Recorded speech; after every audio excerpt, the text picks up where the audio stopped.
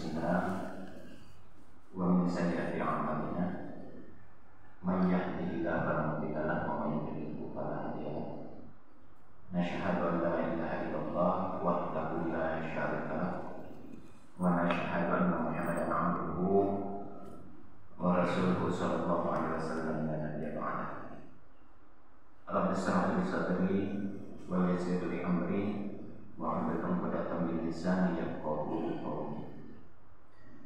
Alhamdulillah, puji syukur kita ucapkan kehadirat Allah Subhanahu wa taala.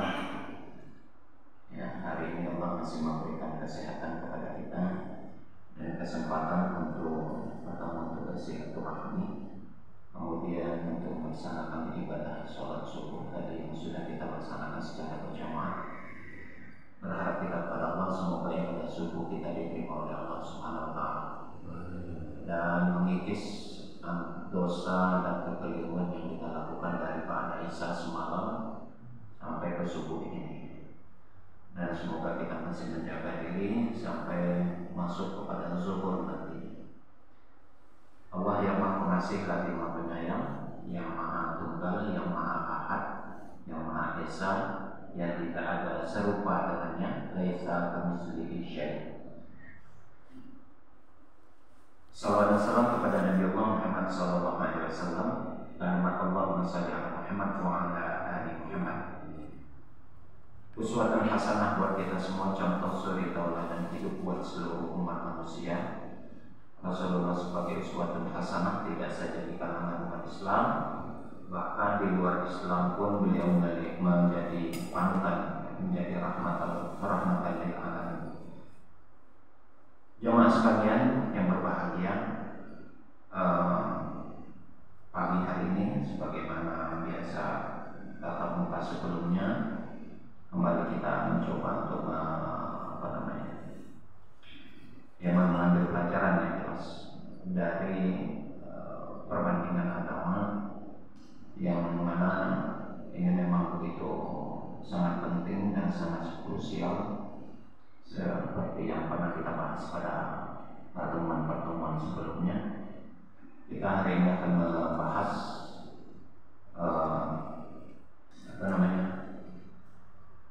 kalau di dalam Islam itu kalimat syahadatain-nya atau dua kalimat syahadatnya. Di kalimat yang kedua itu adalah Muhammadur Rasulullah. Ya, kalau pertamanya kan la ilaha illallah, kalimat keduanya adalah Muhammadur Rasulullah.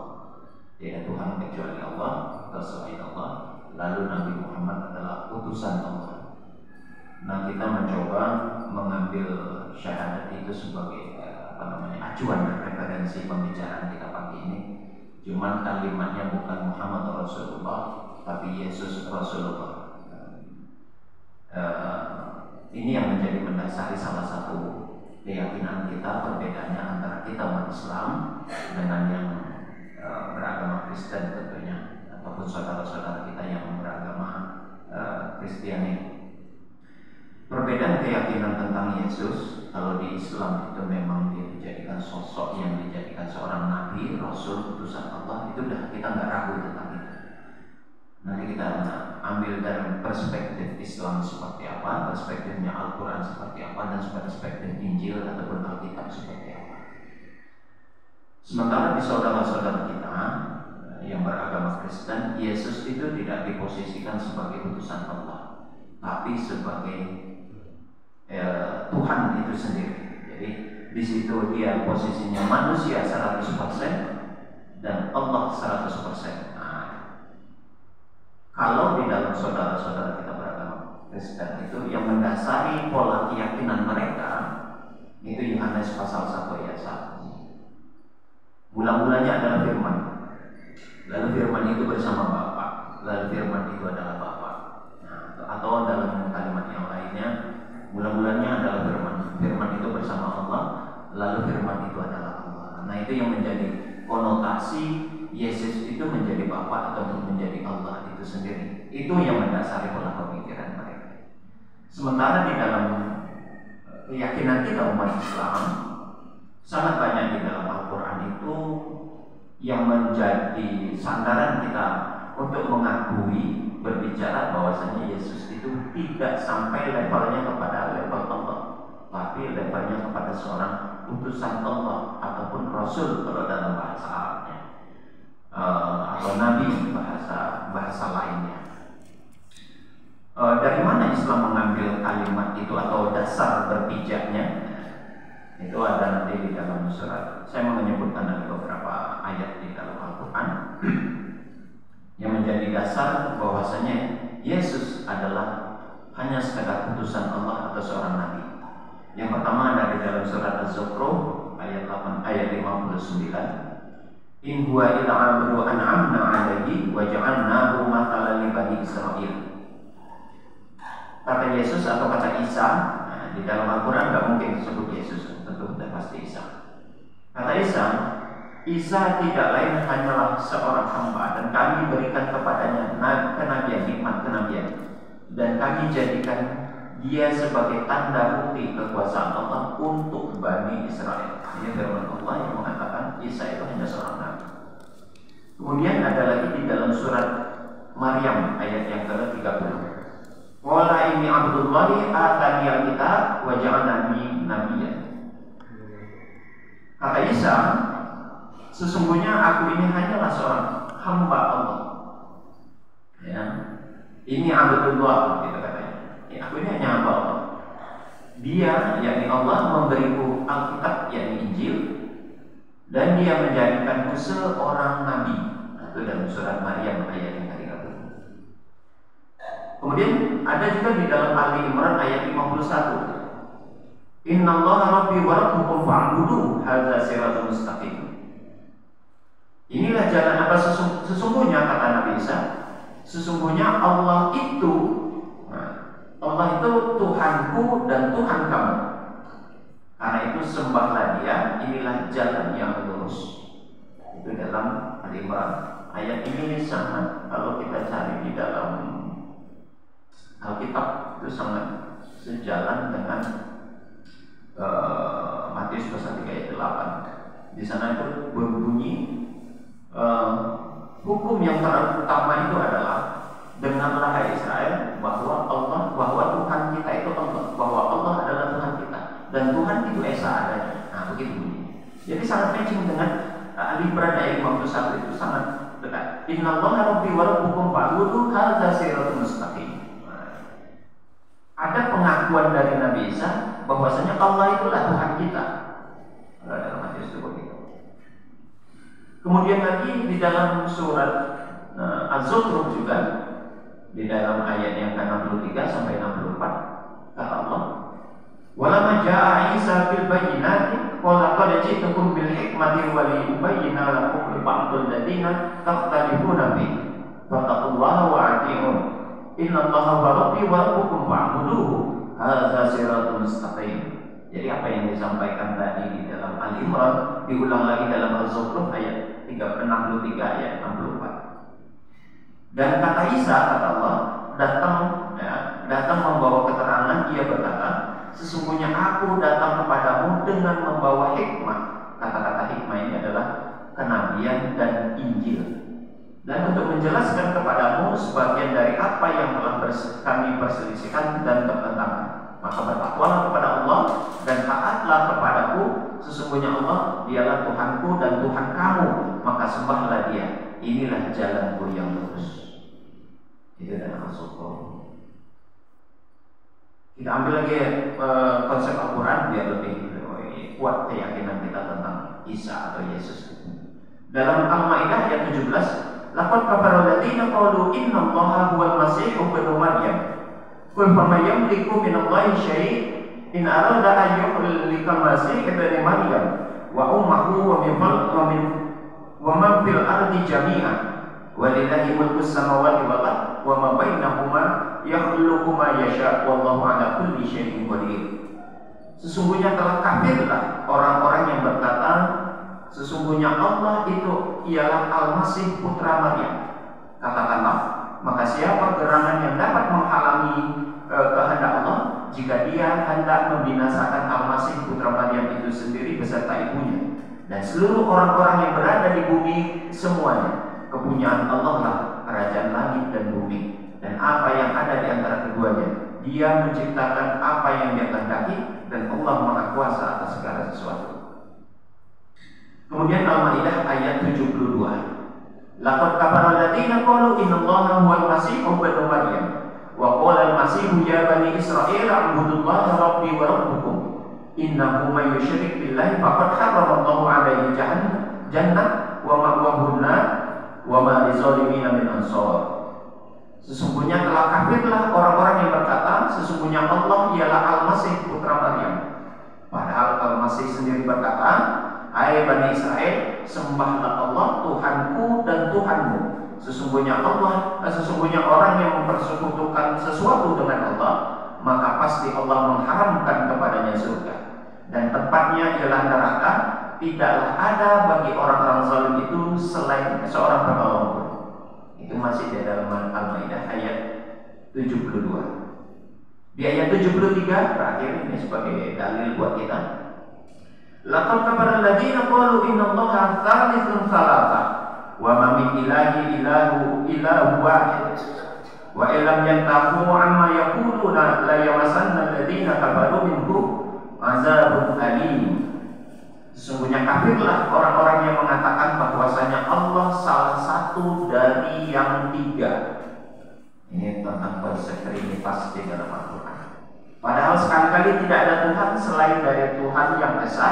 Jika mereka tidak berhenti dari apa yang mereka katakan itu, pasti orang-orang kafir di antaranya mereka akan ditimpa siksa yang sangat pedih. Al-Maidah ayat 73. Jemaah sekalian, ini tadi saya sudah bacakan deretan ayat-ayat Al-Quran yang menjelaskan tentang Nabi Isa atau Yesus itu murni utusan Allah. Ya, makanya berdasarkan itu kita yang umat Islam mengatakan Nabi Isa atau Yesus itu adalah seorang Nabi dan Rasul. Di antara sekian banyak para Nabi dan Rasul, 124.000 Nabi, 313 Rasul. Bayangkan itu begitu banyak. Jadi kalau total ada sekitar 157.000 Nabi dan Rasul yang Allah utus. Jadi bukan 25 Nabi sebetulnya. 25 Nabi dan Rasul itu hanya perwakilan saja yang mendapat legalitas dan mendapat risalah kenabian yang diutus kepada manusia. Kalau Nabi secara utuh semuanya ada 1.200, ada 124.000. Sedangkan Rasul itu sendiri ada 313 Rasul. Begitu banyak utusan Allah. Di dalamnya itu termasuk salah satunya adalah Yesus ataupun Nabi Isa alaihissalam. Kembali kepada konsep kita tadi, jemaah yang berbahagia. Al-Quran menyatakan dengan jelas dan tegas Yesus itu seorang Nabi. Dan itu kita di umat Islam nggak ada yang ragu, ya Pak ya, nggak ada yang ragu kita kepada Isa itu seorang Nabi Allah. Jadi utusan Allah itu sudah jelas. Permasalahannya itu bukan di kita, permasalahannya bukan di orang Islam. Bahkan di dalam Al-Quran tadi dikatakan ada 3 surat dan yang saya bacakan 3 ayat tadi, 3 ayat yang Allah katakan di dalam Al-Quran ini Allah ulang kata-kata laqad kafara alladziina qalu innallaha huwal masiih ibnu Maryam. Sungguh kafirlah kata Allah. Kafirlah orang-orang yang mengatakan Al-Masih itu Allah itu adalah Al-Masih putra Maryam. Ada di Al-Maidah ayat 17, ada di Al-Maidah ayat 72 dan ada di Al-Maidah ayat 73. 3 kali Allah ulang kalimat. Pesannya itu kalau seandainya ada kata-kata kita pesan sama anak atau kepada siapapun, kalau diulang-ulang itu artinya penting, sangat penting. Padahal orang itu udah tahu, tapi tetap saja diulang-ulang. Itu artinya pesan itu sangat penting dan tidak boleh diabaikan. Pesan yang disampaikan di sini lakon kabar kafir orang yang mengatakan Al-Masih Allah itu bahagian dari salah satunya yang 3 unsur begitu. Mengatakan Isa itu adalah manusia 100% dan Allah 100% itu kafir. Ini ayat Quran yang menyatakan, yang mengharuskan, mewajibkan bahkan mengeluarkan kata-kata kafir kepada orang itu. Nah, sementara kemarin kita ada kebijakan pemerintah, bahkan dari Menteri Agama kita sendiri bahwasanya tidak boleh mengatakan kafir kepada ucapan kafir kepada mereka. Kan begitu Pak ya? Itu sempat booming juga itu, tidak boleh menyebutkan kafir kepada non muslim. Dan Al-Quran menyebutnya itu wajib. Ini aja sampai 3 kali. Nah, nanti silakan Bapak jamaah kita buka Al-Maidah, nanti buka di Al-Maidah ayat 17, ayat 72, ayat 73. 3 kali Allah katakan laqad kafaral ladzina, sungguh telah kafirlah. Nah, gitu. Ketimbang mereka sendiri menganggap kita itu jauh lebih hina. Kita ini kan dianggap domba yang sesat di mereka kan begitu. Sudah domba, kita sesat lagi. Sementara kita ngomong kafir ke mereka dianggap keras. Di mereka mengatakan orang-orang di luar mereka sebagai domba yang sesat, tidak dikatakan keras. Itu domba sudahlah kita disetarakan seperti binatang, dikatakan sesat lagi. Dan itu gak ada yang protes. Ini gak ada yang protes, kan ada orang Islam protes, gak ada. Kita dianggap sebagai domba yang sesat. Itu lebih jelek itu ketimbang cuma sekedar kata-kata kafir. Lebih lebih rendah begitu ya. Di dalam Al-Quran ada menyetarakan manusia itu seperti binatang. Itu di dalam Al-A'raf ayat 179. Ulaika kal an'am bal hum adall. Ada manusia itu sama seperti binatang ternak, bahkan jauh lebih hina dari binatang itu gitu. Tapi itu tidak semua manusia. Ya. Diperkuat di ayat yang 107 dijelaskan di dalam ayat 179 76 juga dikatakan wa masaluhu kama salikal bi intahmil alaihi al-has aw tatarku ya kalbi. Kalau ada manusia itu sama setara seperti kaki 4 itu kata Allah. Saya nggak mau menyebut arti yang harfiahnya lah, nggak enak didengar. Kalbi itu kalbun artinya seekor anjing gitu ya. Jadi bahasa Quran itu saking Allah mangkal ya. Mangkal itu apa bahasa Indonesia nya? Kesal ya, saking marahnya Allah itu tuh begitu tuh, jengkel gitu. Nah, ada manusia itu disetarakan oleh Allah seperti kaki 4 gitu yang haram kita makannya. Itu tadi, lahum qulubun la yafqahuna biha wa lahum a'yunun la yubsiruna biha wa lahum azanun la yasma'una biha. Kasih hati, kasih mata, kasih telinga tapi nggak fungsi. Baik, bukan itu sebetulnya yang menjadi topik pembicaraan. Ini hanya meluapkan istilah yang kemarin itu sempat menghebohkan tentang kata-kata kafir. Kafir itu kan orang yang mengingkari, orang yang tidak mau menerima. Maka sebetulnya kalau dikatakan mereka non muslim itu tidak salah, memang benar mereka non muslim. Hanya bunyinya agak halus begitu kan. Padahal di dalam Al-Quran siapapun mereka ada sebutan dua sebutan di dalam Al-Quran itu yang diberikan kepada orang-orang yang di luar Islam. Pertama itu musyrikun, orang-orang syirik, orang-orang yang menyekutukan Allah. Ini biasanya kepada orang-orang yang di luar Yahudi dan Nasrani. Kalau Yahudi dan Nasrani, di samping Allah sebutkan Yahudu wa Nasara, Allah juga lebih identik menyebutkan al-kafirun, orang kafir. Baik, yang menjadi titik pembicaraan kita ataupun menjadi sorotan kita adalah kalau Yesus itu di Islam diklaim sebagai utusan Allah, Nabi dan Rasul, sementara mereka mengklaim Yesus itu Tuhan. Sekarang kita ingin membuktikan jamaah sekalian, klaim siapa yang benar? Artinya pengakuan siapa yang benar? Kita yang umat Islam atau mereka? Dan kita tidak pakai Al-Quran. Kita abaikan Al-Quran. Kalau Al-Quran insya Allah kita tidak raguin. Karena Al-Quran sendiri sudah banyak menjelaskan tadi, di antaranya ayat-ayat yang saya bacakan menyebutkan, menjelaskan bahwa Yesus itu memang adalah seorang nabi. Kita ambil dari kitab mereka sendiri. Ternyata ketika kita, maaf saya lupa bawa tadi, seharusnya saya bawa biar Pak Eko bisa bantu saya, tapi tertinggal dalam kitab saya Pak Eko.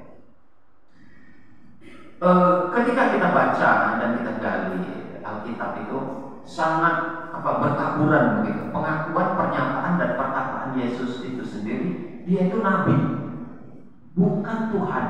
Gitu. Saya hanya mengutip beberapa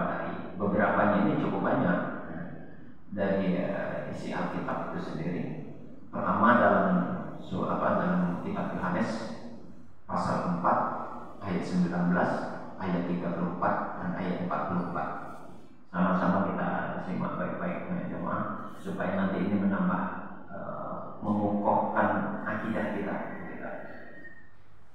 Pertama di ayat yang ke-19 bunyinya begini. Kata perempuan itu kepadanya, Tuhan, nyata sekarang padaku bahwa engkaulah seorang nabi. Perempuan ini kalau dalam kisahnya, ini sudah Yohanes pasal 4 ayat 19 ini, yaitu anaknya itu disembuhkan oleh Yesus. Dan setelah penyembuhan, pengakuan perempuan itu mengatakan begini. Kata perempuan itu kepadanya, Tuhan, nyatalah sekarang bagiku bahwa engkau adalah seorang nabi. Kata-kata itu ditujukan kepada Yesus, kepada Nabi.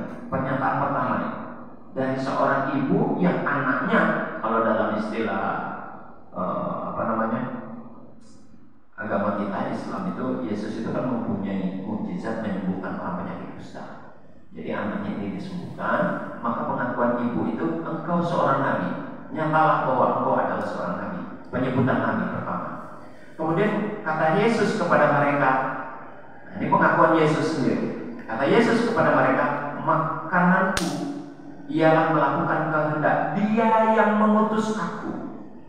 Dia yang mengutus aku. Kita pegang itu. Banyak kata-kata itu diterbuat. Dan menyelesaikan pekerjaannya. Di ayat ke-44, sebab Yesus sendiri telah bersaksi bahwa seorang nabi, dirinya seorang nabi, akan tidak dihormati di negerinya sendiri. Jadi sudah ada pernyataan perkiraan oleh Yesus bahwasanya dia itu seorang nabi yang tidak dihargai di bangsanya sendiri. Terbukti sampai sekarang Yesus itu sukunya adalah Yahudi. Sampai detik ini, sampai saat ini, itu Yahudi nggak mengakui Yesus itu nabi. Ya, Bapak, sekarang pergi ke Israel sana kan sukunya Yahudi itu. Nah, sampai sekarang itu mereka nggak terima itu Yesus itu nabi. Nah, jadi pernyataan itu sudah diprediksi oleh Yesus sendiri ketika dia masih hidup lagi. Ya. Jadi kata Yesus sendiri begini, sebab Yesus sendiri telah bersaksi, artinya itu kan perkataan dia, bahwa saya seorang nabi, katanya, tidak akan dihormati di negeri sendiri. Ya, pernyataan Yesus sendiri mengaku pertama di situ kalimatnya dia seorang nabi, bukan seorang Tuhan, bukan sosok yang dipertuhankan. Kalau dia Tuhan, harusnya saya sebagai Tuhan, harusnya kalimatnya begitu itu. Saya sebagai Tuhan tidak dihormati di negeri sendiri. Tapi karena dia nabi, karena memang para nabi itu, kita baca sejarah, baca sirah, baca kisah para nabi itu semua, nabi itu gak ada yang diterima di kaumnya. Banyak yang tidak diterima di kaumnya. Salah satunya Yesus. Yohanes di pasal 4 ayat 19, ayat 34 dan 44. Ya. Kita lihat di ayat berikutnya, Pak. Yohanes pasal 6 ayat 38 sampai 39 dan 57. Sebab aku turun, di ayat yang ke-38. Sebab aku telah turun dari surga bukan untuk melakukan kehendakku.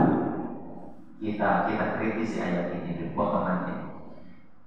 Yesus itu diturunkan dari surga, tapi dia bukan kehendak dia. Kalau dia Tuhan, kenapa dia gak punya kehendak atas dirinya? Itu pola pemikiran yang ada dalam kita. Terus pertanyaannya kedua, lalu siapa? Kehendaknya siapa? Di ayat ini dijelaskan, dia turun dari surga, ini adalah kehendak Dia yang telah mengutus aku. Saya ulang, kehendak Dia yang telah mengutus aku. Itu di ayat 38. Di ayat 39, dan inilah kehendak Dia yang mengutus aku, yaitu supaya dari semua yang telah diberikan kepadaku jangan ada yang hilang, tetapi supaya kebangkitan pada akhir zaman akan terjadi di kehidupan akhir kelak. Nah, jadi Yesus memberitakan tentang hari kiamat. Kemudian di pasal 57, sama seperti Bapa yang telah hidup, yang hidup dan mengutus aku. Nah, Kemudian di Yohanes pasal 7 kita ini Yohanes banyak mengatakan, jawab Yesus kepada mereka, ajaranku tidak berasal dari diriku sendiri.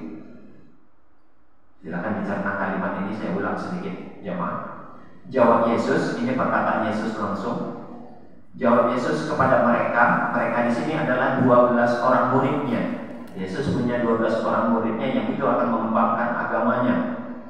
Kata Yesus kepada mereka, ajaranku ini.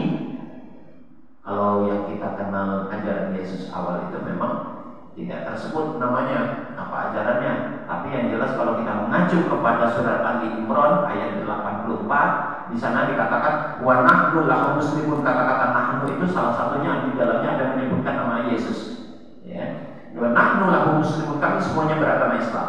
Artinya ajaran Islam yang dimaksud di dalam ayat tersebut dijelaskan oleh Yesus, ajaranku ini tidak bersumber dari diriku sendiri. Artinya dia membawa risalah dari sosok lain di luar dia.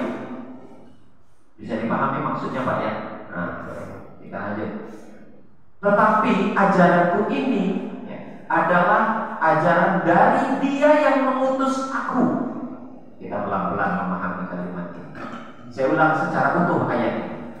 Jawab Yesus kepada mereka, ajaranku ini bukan berasal dari diriku sendiri, tapi ajaranku ini berasal dari dia yang mengutus aku. Muncul pertanyaannya tadi dari sana. Siapa yang mengutus itu? Ajaran siapa itu? Tentu itu pertanyaannya.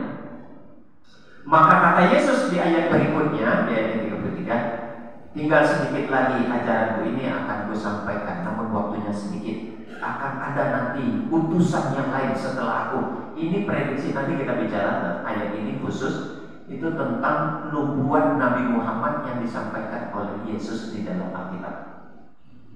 Nah, jadi Yesus itu ada menyampaikan akan datang Nabi nanti setelah aku. 300 tahun kemudian, 500 tahun kemudian akan ada masanya itu. Akan ada orang yang sesudah aku diutus lagi oleh dia yang mengutus aku. Baik. Kata-katanya begitu. Akan ada seorang nabi yang akan diutus oleh dia yang mengutus aku. Artinya nabi berikutnya dengan Yesus itu berasal dari utusan yang sama, yakni Allah. Nah, kalau Yesus itu bukan utusan, atau kalau Yesus itu yang Allah, dia tidak akan mengatakan dia seorang utusan. Kata-kata dia di dalam Alkitab itu, kalau jemaah nanti itu hurufnya huruf besar D. Sistem penulisan Alkitab di LA itu ada penyebutan ia, aku, dia, engkau. Tapi kalau diawali dengan huruf besar, maka itu merujuk kepada Tuhan, kepada Allah. Tuhan Bapa tulis di mereka. Yang dimaksud Tuhan Bapa adalah Allah. Nah itu dulu Pak ya. Nah, kita lanjut Yohanes pasal 8 ayat 18 dan 29. Akulah yang bersaksi tentang diriku sendiri, dan juga Bapa yang mengutus aku yang bersaksi tentang aku. Di pasal 29 di ayat 29, dan ia telah mengutus aku, ia menyertai aku, ia tidak memberi aku sendiri, sebab aku senantiasa berbuat apa yang berkenan kepadanya. Yohanes pasal 9 ayat 4, kita harus mengerjakan pekerjaan yang diperintahkan oleh dia yang mengutus aku. Jadi bukan perintah dan pekerjaan Yesus, tapi yang mengutus Yesus. Begitu. Terakhir yang kita ambil di dalam surat Yohanes. Nah ini yang menjadi apa yang saya sampaikan tadi dalam Yohanes pasal 17 ayat 3. Perkataannya itu begini. Inilah hidup yang kekal itu, yaitu bahwa mereka mengenal Engkau satu-satunya Allah yang benar, dan mengenal Yesus Kristus yang telah Engkau utus. Pernyataan dari sekian banyak perkataan Yesus itu Nabi, Yesus itu utusan. Nah, diperkuat, disimpulkan, ditarik kesepakatan begitu ya. Kesimpulannya itu di dalam Yohanes pasal 17 ayat 3. Bunyinya, inilah hidup yang kekal itu, bahwasanya mereka mengenal Engkau satu-satunya Allah yang benar. Itu kalau seandainya kita konotasikan dengan kalimat syahadat, itu ada di dalam syahadat pertama umat Islam. Kalau kita asyhadu alla ilaha illallah, tidak ada Tuhan selain daripada Allah. Sama, cuma redaksi kalimatnya berbeda.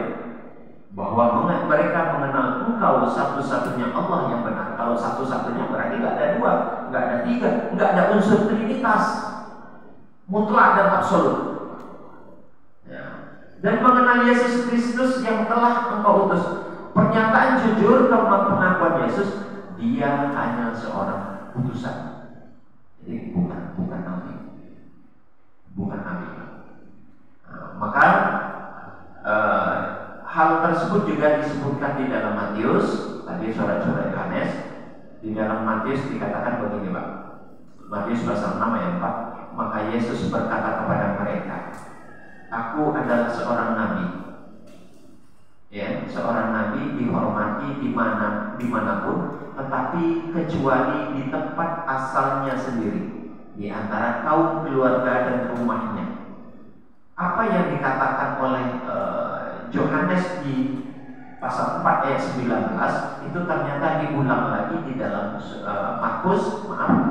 Markus pasal 6 ayat 4. Bahwasanya Yesus berkata, Aku seorang nabi, dihormati di negeri lain, tapi tidak dihormati di keluargaku, di kaumku, maksudnya begitu. Terbukti sampai sekarang. Ya, sampai sekarang itu saya katakan tadi, Yahudi sampai detik ini tidak mengakui kalau dia adalah seorang nabi. Dia tetap mengacu kepada kitab Taurat, mengacu kepada Nabi Musa, mengacu kepada perjanjian lama kalau di dalam Alkitab itu. Dan dia tidak menerima Isa itu atau Yesus itu sebagai nabi.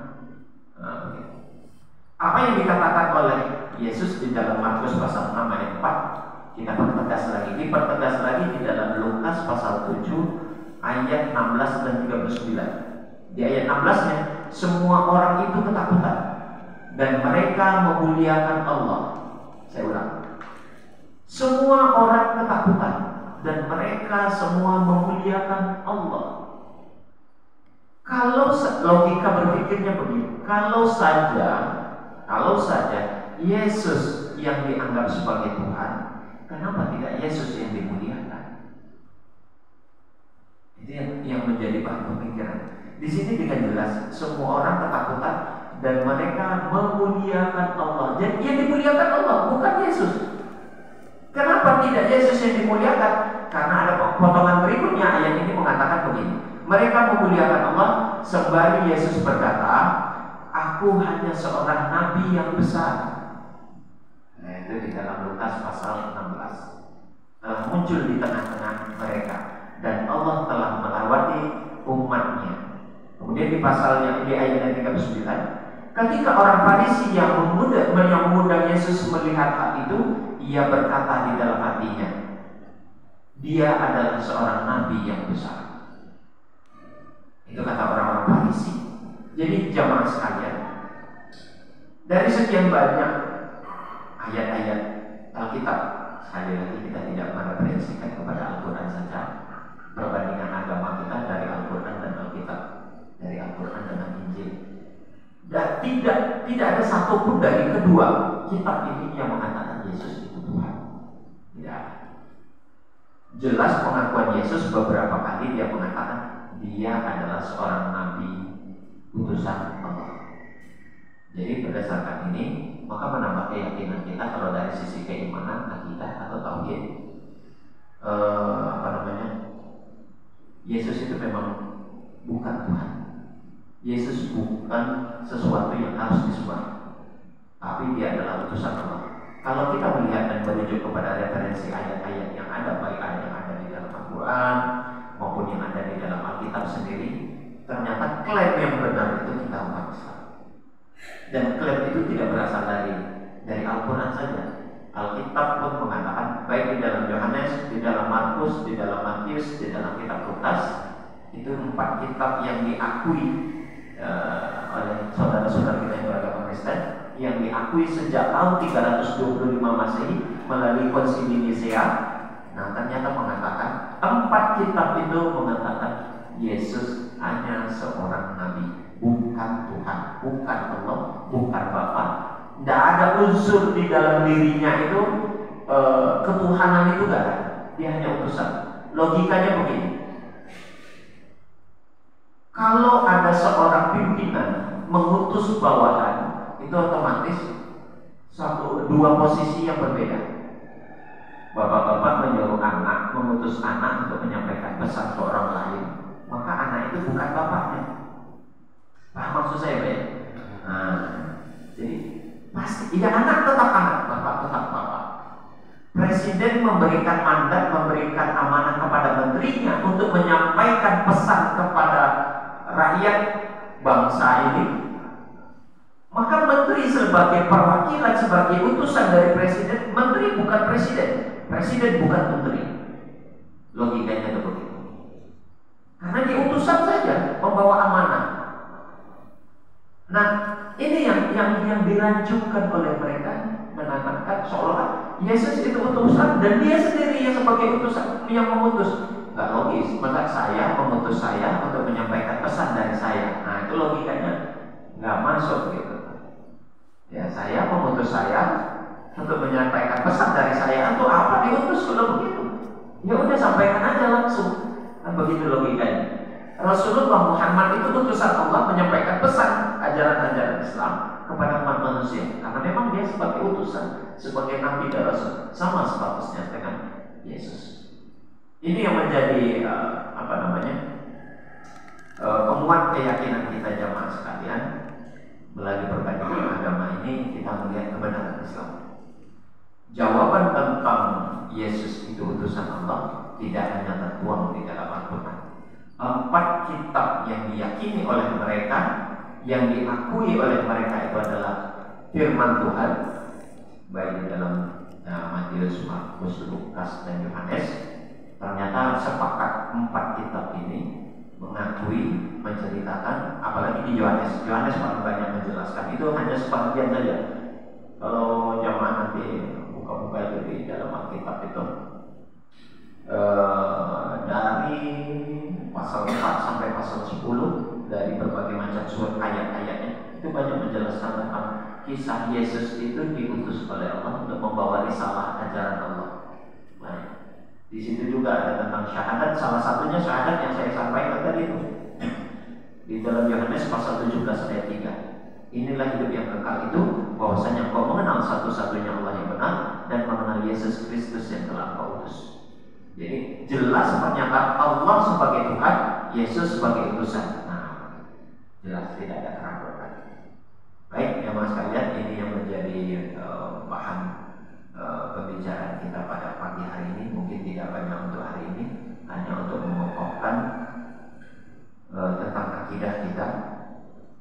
Karena kita tidak bisa tidak, bahasanya itu tidak boleh tidak, dan tidak mungkin untuk tidak, untuk mengakui bahwasanya Isa buat kita di umat Islam atau Yesus bagi saudara-saudara kita yang beragama Kristen itu memang utusan Allah. Dan tidak sah akidah umat Islam kalau kita tidak meyakini Yesus itu bukan utusan Allah. Karena dia diakui dari sekian banyak para nabi dan rasul, utusan Allah salah satunya adalah beliau. Begitu. Dan semoga ini menjadi baik, menambah keyakinan kita bahwasanya rukun iman itu beriman kepada nabi dan rasul, diperkuat di dalam Al-Quran dan juga diperkuat di dalam Alkitab. Baik, demikian jamaah sekalian, ini menjadi iktibar dan menjadi pelajaran buat kita semua.